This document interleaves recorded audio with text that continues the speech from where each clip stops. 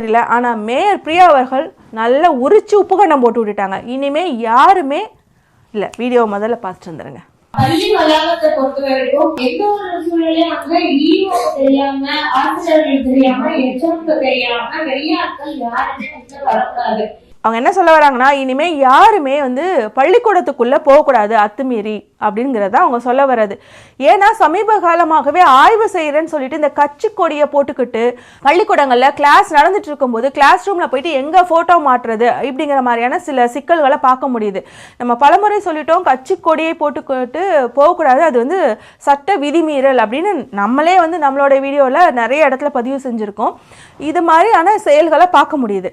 அது மிக முக்கியமாக பள்ளிக்கூடத்தில் கிளாஸ் ரூம் உள்ளெல்லாம் போகவே கூடாது. பிரின்சிபல் ரூம்ல அவங்க கிட்ட போய் கொடுத்துன்னா அவங்க வந்து அப்புறமா எப்போ வேணால் மாட்டிக்குவாங்களே தவிர அதற்கான தேவையும் வந்து எப்படி ஏற்படுதுன்னே எனக்கு புரியல.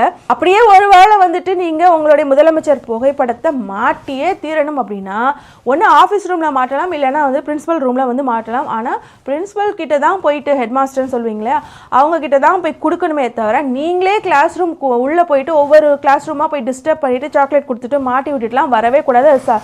சட்ட விதிமீறல் தான். இது மாதிரி செஞ்சு அது வைரல் ஆனதுக்கு அப்புறம் என்ன ஆகுதுன்னா, அந்த ஊர் மக்களில் ஒரு 15 பேரை கூப்பிட்டு வச்சு ஒரு ரீல்ஸ் போட வைக்கிறாங்க. நாங்கள் இந்த பிரச்சனையை பார்த்தோம், ஆக்சுவலாக வந்து அவர் எங்களுடைய வீடெல்லாம் தான் ஆய்வு செய்ய வந்திருந்தாரு, நாங்கள் தான் பள்ளிக்கூடத்துக்கு கூட்டிகிட்டு போனோம் அப்படின்லாம் சொல்கிறாங்க. ஆனால் அதற்கு முன்னாடி அந்த வைரலான வீடியோவில் பார்த்தீங்க அப்படின்னா எங்கேயுமே பொதுமக்கள் இல்லவே இல்லை. அப்போ இவங்க வந்து மண்டையை கழுவி இதை பற்றி பேசுங்க, ஏன்னா கட்சியிலேருந்து நீக்கிட்டாங்க, அதனால் நீங்கள் பேசுனீங்க அப்படின்னா திரும்ப சேர்த்துக்குவாங்க அப்படின்னு சொல்லப்பட்டதா என்னன்னு தெரில.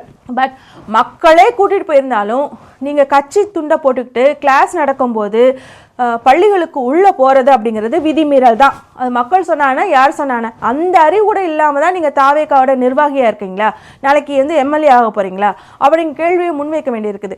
அது என்ன ஒவ்வொரு கிளாஸ் ரூமாக போய் டிஸ்டர்ப் பண்ணிட்டுங்கிறது இது பெரிய சீக்கிரமாக பார்க்கப்பட வேண்டிய ஒரு